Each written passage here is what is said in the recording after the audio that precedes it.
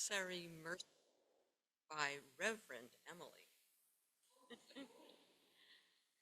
I believe in naps, a glass of cold water, long showers, mango slices, beating juice on your tongue, daydreaming while everyone else is meditating.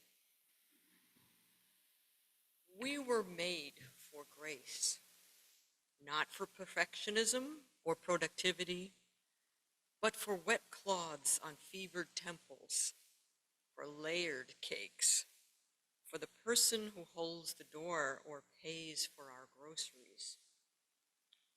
Grace is the only way we all get out alive. Thank you. So I don't know about you, but I have a book that is my cozy blanket. It's the book I keep going back to. I read over and over and over again, or in my case, audio book listened to over and over and over again. And I just discovered it only a few years ago. A Psalm for the Wild Built is the one I listen to. I love it so much for so many reasons, and I can't go far into a book description for you. It's a sci-fi fiction book. It's unexpected. It has a robot and a monk. What is it about? It depicts a world that is committed to environmental healing instead of destruction. A world where money doesn't exist, but instead pebbles that are given for good deeds done for community. A world where consciousness and living is prized. There's so much going on, and it's a little strange. But why I love the book is it literally has a theology of comfort. The main protagonist is a monk who goes out to serve people tea, to offer people comfort, and lives in comfort. Prizes his bed filled with fluffy blankets and very soft pillows. Prizes it like a shrine. I've never seen any book really talk about how comfort isn't a luxury, but an absolute necessity for how people live, discover truth, and love each other. I can't help but think of this story when I think of our Unitarian Universalist faith, a faith that centers love at its heart, that tests all beliefs and perspectives against love and compassion. Or our Universalist origins, that were the first to question the fire and brimstone, the guilt and the fear of Puritan theology, and to say, no, actually, I'm pretty sure that if we believe in God, that the language of God is love, might even be pleasure and comfort. I believe that our communities are places where we gather ourselves for the wonder of being alive and human, that dedicate ourselves to build a better world, a place of inspiration, of health, of comfort, a soft place to land. Yet when I look around us at the world today, that is not what I see. We live in a world that is full of heartache and tragedy. We live in a world of the relentless and never-ending news cycle, who try to get our attention with even further, stronger headlines, where tragedies are passed around like YouTube clips. We live in a world where it is getting harder and harder to maintain community, where we are working longer hours than we have before in our professional lives, 60 to 70-hour work weeks, where we are struggling with multiple jobs. We live in an economy that has at least a dual-income household, if not triple-income households now. We live in a world where the pressure and the stress can at times be too much, where our world's problems can feel impossible. We live in a world that uses that fear for its politics, for its warmongering systems of injustice, that makes us feel like we won't be enough, or we can never find peace, or even just enough money to make a decent life. And all of that is wrong. There is enough. There is peace. There is joy if and when we turn to each other. If and when we come in community, that is where we find places to land. like in our story. It is easy, especially when dealing with hard times, to look at the ruin of lives, to think, I need to pull myself up by my bootstraps, focus on myself and my family, get through the day. And sometimes that has to be the answer, and I understand. But if you think that all you can do is get in your individual life alone, that is all you will ever be, alone. The reality of this world is that we are deeply interconnected with each other. No matter how much our economy, our systems of trade, or politics make us feel like we are divided, we rely on each other day in and day out, from the roads we travel on to the electricity that powers our system to the internet. Everything, we need each other. We can't do this alone. Our isolation divides us from the real truth that there is abundance, there is joy and possibility, there is change and enough when we gather together. There is a truth of our collective power and collective liberation. And yet the narratives of isolation and loneliness are getting worse. This could come from mind-blowing, restrictive laws placed on everything from our trans and non-binary children to frozen embryos. I don't understand. To child labor laws that are being removed, to restrictions and bans on education. We live in scary times. We live in scary times. Times that could break us and make us feel disparate and powerless. And the reality is, it doesn't have to be this way. Together, in places like this, we know another truth. You are holy, just as you are. Whatever you mean by holy, you are meaningful, worthy, filled with love, and capable of being loved. You are lovable just for who you are. There is a space for you. There is a place for you. We can make change when we come together. We can make big feats of justice. We can stand up for rights. And we can cry and comfort each other in the meantime. Here we know, because the people here have created it. There's a sanctuary for our spirits, a welcome of deep questions that goes beyond labels of atheist or humanist or theist, that gives us a place of deep questioning that centers us in love and community. We have built, you have built, a soft place to land. And it's important to keep nurturing that sense of abundance that comes when we share. Because the individualism that drives us to isolation doesn't just happen in our own personal lives, it happens too in our communities sometimes. It happens at our work, it happens at our jobs, it happens in our city politics. It even happens in places like this, where sometimes it can feel like only one or two people are the ones that can only do the job, and I only got to do this. And I'm going to speak for myself as a minister. This is the problem that plagues most ministers, to be honest. When we're put into series of leadership, we're like, great, everything is my job now, right? I got to take care of it all. I got to do it. And that's impossible, because that's not possible. Ministry is community. The only good we do together is together. Whether it's services like this, food we serve, helping the Mount Kisco Food Pantry, standing up for social justice in our neighborhoods, all of that takes all of us. And when we think, even myself, I'm taking myself to task, that I got to do it, that's where we start to not be as effective. Because the magic happens in the mixing, in the collaboration, in the spark, in that space. That mysterious, weird, but wonderful space. Sometimes that's uncomfortable a little bit. Sometimes that's comfortable. That happens between people, between ideas, between meals, between moments. So here I am to take my own advice. I need your help. I need every single one of you, if you feel so moved, maybe if you're new to us, just get to know us. But if you've been here for a while, I need every single one of you to help make our community happen, to help create the space, the soft place to land. I loved how you just jumped up. I didn't even say every ingredient yet. You were ready to go. You were ready to make a place together, a space together. That's what we do. That's what we've done.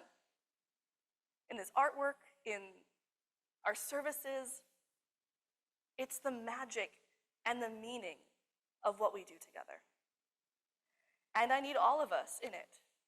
Yes, I know that means I need your money, but that also means I need your time and your talent, because many hands and many small donations make large, big impacts. We're not here to force you to do anything, because that's not who our fellowship is. We are here to invite you, if you so feel moved, to be part of the magic that is community, to remember what it is to not be alone, to know that you're not alone in this journey. For it is together where we find joy. It is together that we help advocate for justice. It is together that we get the bills paid and we eat and we rest and we Sabbath and we laugh and we cry and we live.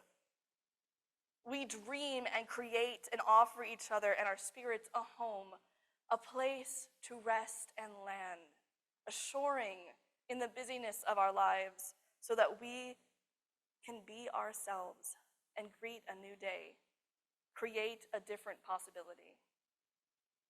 Come and build a soft place to land together. Hold them and keep them. When things are challenged, they are your soft place to land. Good morning. So we made a gigantic mistake this morning by putting stewardship on the title of the service. Big, big mistake. People don't want to hear about stewardship, and so I'm not going to talk about it. I'm not going to talk about it today because if you are all on our list for mail, you're going to get a letter in the mail. You're going to get an email. You're going to hear about this is our time to stewardship. Pledging finances is our greatest source of income, and we need to have it by March 17th because we need to plan the budget. You're going to get all of that information. I am not going to talk about it. I'm not going to tell you about, we need money to pay the staff and keep the lights on and heat and electricity. I am not going to talk about that this morning, so don't worry.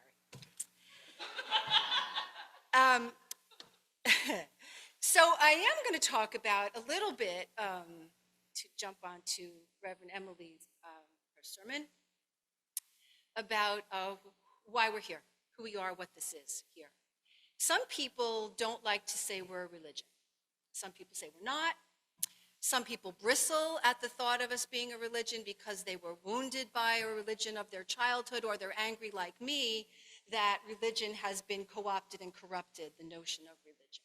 But the root word for religion is ligare, which is to bind together. And we are re-ligare, we bind again and again. And that is what we do with each other, especially at this time of year. We recommit, we bind together again and again. And what makes us different from the Rotary Club, the PTA, the sports team of your kid's family, the homeowners association, is that when we come here, you can come, we can come as we are. I actually, worried about what to wear this morning, and I thought, what's your problem? Come as you are. And when you come as you are here, you are met with kindness, because that is the agreement that we have with each other, that this is a community of kindness and care. We can bring our questions, our doubts, our joys, our anger, our sorrow, our friendship. We can bring all of that here and know that we will be met with each other with that, because that is the agreement that we make. In 2001, when 9/11 happened, horrible day, and this community came together that day for each other. We were sad, we were in tears, we were in pain. We came together and we just sat. I'll never forget it. We were in a big circle around this room and we just sat. and talked and cared for each other. When same-sex marriage became legal in this country, we came together and we celebrated. And we stood outside and we hung a gigantic banner on the road, and people honked and we celebrated. In 2016, that Sunday, after that election, this room was full of people who had never been here before. Full of people. Because they needed a soft place to land. They needed that care. They needed that love. And we were here for that. That's what this religion, this binding of us together, that's what we are. So I'm going to ask you 3 questions. And I'm going to do a little thing. It won't take long. I'm going to ask Doug and Kelly, please, to pass out little packs of Post-it notes and pencils. So in the basket, you're going to get the basket. There's just a little pack of Post-it notes. There's 5 Post-it notes. Please take one and please take a pencil. And I'm going to ask you 3 questions. And you see the 3 of them over there. And I'm going to ask you to write your answers and put your first name on it and post it in the right spot. We're going to play some music while you do that. If you're visiting today, if you're new to us, answer whichever questions you feel you can answer, which are appropriate to you. The 3 questions, the first 2 questions are, this community is a soft place to land for me when? When has that happened for you, if you have been here? Can you think of a time when it has been that soft place? The second question is, in what ways can we be a soft place to land for others in northern Westchester? This is where I'd like you to dream a little bit. What do you think we can be as a community? What soft place can we be for other people? Now, don't write anything yet. Don't write anything yet. Because the third question I want to start with, and I'm going to ask you the third question 3 times. And before I ask you the question, I want to show you what I mean with this question. If I had been asked years ago, what are my gifts? What can I offer? My immediate thought would have been, well, I'm a career teacher. I've been teaching for years and years. I can teach. And if someone had said to me, thank you, but let me ask you again, open up a little bit. What do you have to offer? What are you good at? And I would have thought a little bit more, and I would have said, you know, in my teaching, the thing that's really unique to what I do, since I work with unique kids, unique population, as a sign language interpreter, communication. I think I'm pretty good at communicating. That's something I have to offer. And if someone had said to me, thank you, now let me ask you again, what is it that you have to offer? I would have had to sit and think and said, you know, I think I'd like to make people feel good about themselves. I like to laugh, and I like to make other people laugh. Now, those of you who have been around know that for the past 10 years, I've been the treasurer of this congregation, and you did not hear me say one thing about numbers or math or accounting, a class I've never had. And yet that's the job I've done here for 10 years, and what I've brought to that job is communication. And the reason the Creative Solution team is so fun to be on is because we laugh. And I learned the rest. I just learned it. When I was here, jumped in, didn't know it, learned it. Kelly has run the service auction for years and years and years, and she had never done that before she came to this congregation. She didn't bring service auction skills. If I had asked her what her gifts were, she wouldn't say, oh, I run the service auction. She would have said that she brings curiosity. She brings the ability to ask good questions. She brings an ability to collaborate and to be creative. That's what she had to offer. Okay? So, what do you have to offer? maybe here, maybe in the world. However you want to answer